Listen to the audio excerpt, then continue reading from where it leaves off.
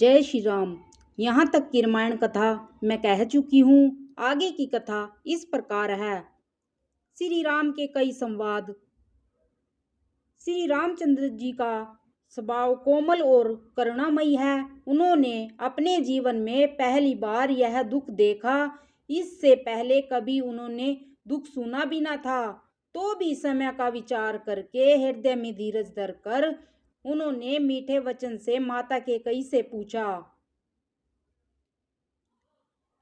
हे माता, मुझे पिताजी के दुख का कारण कहो ताकि उसका निवारण हो, दुख दूर हो, यह यत्न किया जाए।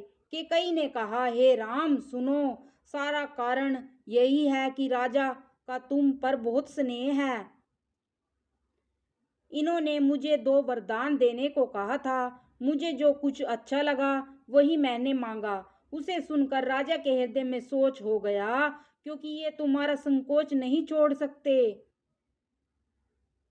इधर तो पुत्र का स्नेह है और उधर वचन प्रतिज्ञा। राजा इसी धर्म संकट में पड़ गए हैं। यदि तुम कर सकते हो तो राजा की आज्ञा सिरोधार्य करो और इनके कठिन क्लेश को मिटाओ। कैकेयी बेधड़क बैठी ऐसी कड़वी वाणी कह रही है जिसे सुनकर स्वयं कठोरता भी अत्यंत व्याकुल हो उठी।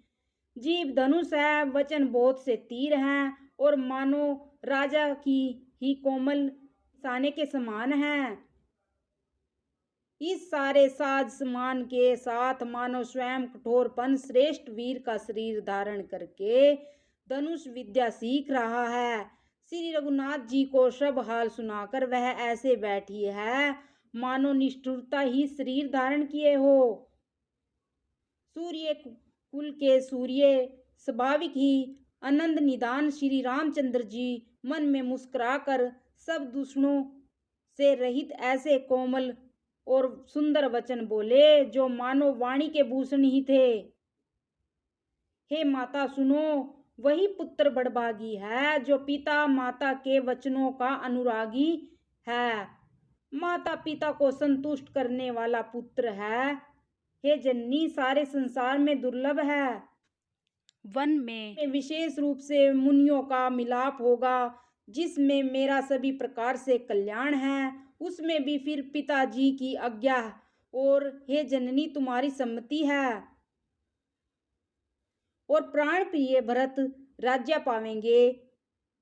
आज विधाता सब प्रकार से मुझे सम्मुख हैं, मेरे अनुकूल हैं। यदि ऐसे काम के लिए भी मैं वन को न जाऊं तो मूर्खों के समाज में सबसे पहले मेरी गिनती करनी चाहिए, जो कल्प वृक्ष को छोड़कर रेड़ की सेवा करते और अमृत त्याग कर विष मांग लेते हैं। हे माता, तुम मन में विचार कर देखो, वे महामूर्ख भी ऐसा मौका पाकर कभी न चूकेंगे। हे माता, मुझे एक ही दुख विशेष रूप से हो रहा है, वह महाराज को अत्यंत व्याकुल देखकर। इस थोड़ी सी बात के लिए ही पिताजी को इतना भारी दुख हो।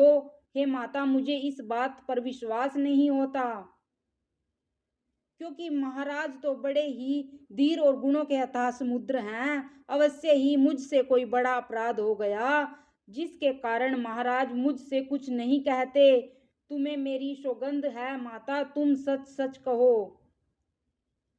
रघुकुल में श्रेष्ठ श्री रामचंद्र जी के स्वभाव से ही सीधे वचनों की दुर्बुद्धि कैकेयी टेढ़ी ही करके जान रही है। जैसे यथापि जल समान ही होता है, परंतु जोक उसमें टेढ़ी चाल से ही चलती है।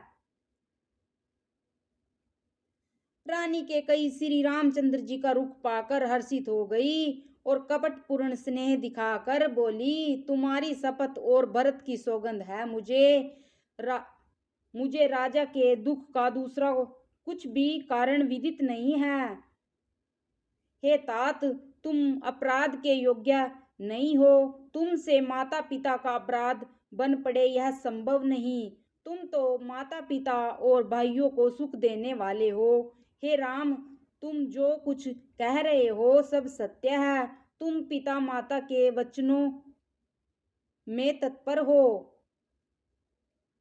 मैं तुम्हारी बलिहारी जाती हूँ।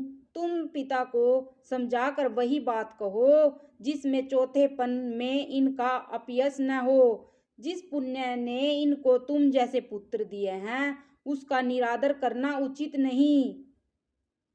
केकई के बुरे मुख में ये शुभ वचन कैसे लगते, जैसे मगध देश में गया अधिक तीर्थ।